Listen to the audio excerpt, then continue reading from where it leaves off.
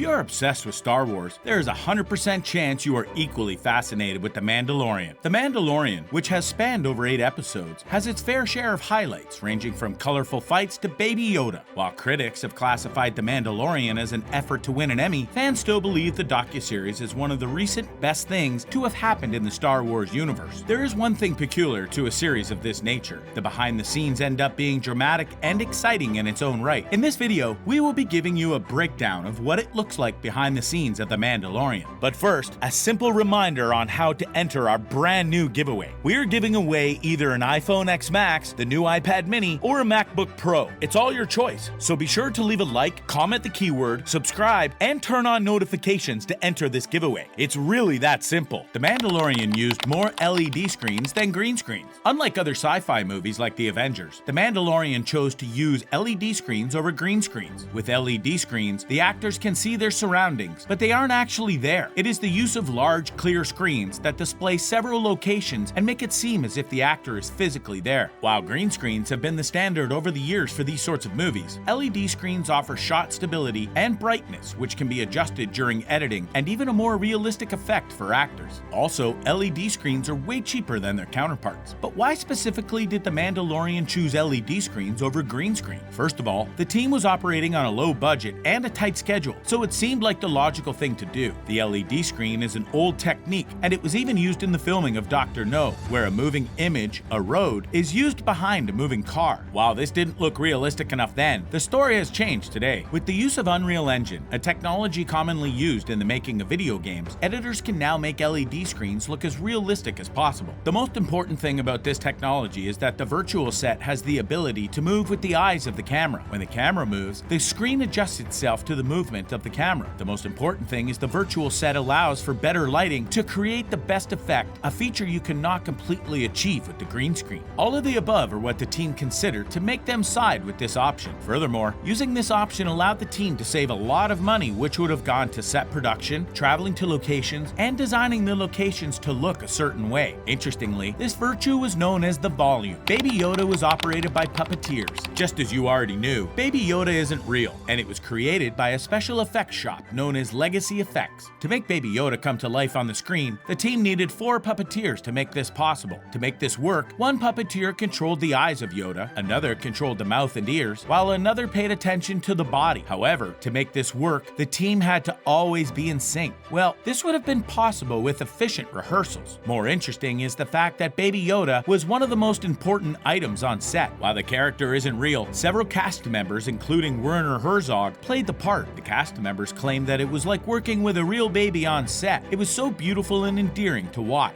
Some of the cast members even said they talked to the child on set as if it was a real baby. Furthermore, it took a while before this baby was adopted on the show. Jon Favreau, the creator of the show, said that they had to do several sketches of the character before they could finally settle with one. He complained that some of the sketches either appeared too sad or too happy or even too ugly. At the end of the day, he settled with one which took them 3 months to create. Actor Pedro Pascal used 2 stuntmen. Pedro Pascal played the role of Mando, and there is no doubt that he spent time in more than half of the series. But for most of the fight series, Pedro had to pass the torch to a professional. In a certain episode of The Mandalorian, it was revealed that there were 2 other people on set playing the role of Mando, and both were stunt doubles. Both stuntmen were expert at other things. One of the men, Brando Wayne, was an expert with guns, while the other, Lateef Crowder, was skilled at martial arts. So while you must have enjoyed watching Mando show off that impressive gunslinging skill, you might want to remember that it's Brandon Wayne doing that. But this does not stop Pedro from suffering any injury while on the set of the series. Just before rehearsals of the big scene in the season finale, Mando suffered an injury while he was stepping out of the makeup trailer. The actor revealed in the cast episode, "I stepped out of the makeup trailer looking at my sides and walked into a piece of plywood." I heard it in his trailer. I stepped out of the makeup trailer, looking at my sides and walking to a piece of plywood. This caused him to cut the bridge of his nose, which required him to have 7 stitches. After this was done, he went back to work shooting. Even though he laughed it off at a roundtable discussion, there is no doubt that would have been a nasty pain in the nose. Using the 501st. If you don't know about the 501st Legion, then you are not a real Star Wars fanatic. The 501st Legion is an international fan-based organization that creates accurate replicas of the Stormtroopers' armor. Now, here's how it happened. In the last 2 episodes of The Mandalorian, the filmmakers lined up a team of 30 stormtroopers for the scene. However, the creator suddenly realized that this was not going to give him the effect that he wanted. It would have felt too ordinary. To make matters even worse, they had run out of costumes, so they had to adapt, and it had to be fast. They called in the 501st Legion to save the day. While the 501st are popular for organizing outreaches, events, and premieres, never did they imagine that they would be on the set for a real Star Wars movie. It seemed like a dream come true when the creator had them included on the set of The Mandalorian, wearing a costume they had made themselves. The series' extensive use of high-end technology. When you talk of technological advancement on the set of a movie, The Mandalorian has set a new height that might take a few years for other companies to attain. First of all, the entire set of the movie is centered around the volume, an artificial stage which consists of LED screens, which allows the director to shoot as creatively as he wants against whatever background. Boasting of the technology, Jon Favreau said The Mandalorian is the first production ever to use real-time rendering and video wall and camera set extensions and effects. Sounds crazy, right? This particular feature was used to enhance the Mandalorian ship, the Razor Crest, or the giant sandcrawler. To make things even more fascinating, you could trigger visual effects on screens and they would be reflected right there in front of the actor. This could even help improve original and more believable performances. Another impressive feature is the use of stop motion. Can you actually believe that? Do you remember the scene where the Mandalorian arrives on a planet and he looks in his scope? Then we are made to see blurgs, which are those creatures actually in stop motion. The fascinating thing about this is the fact that the stop motion was actually real. It was created by Stupid Buddy Studios,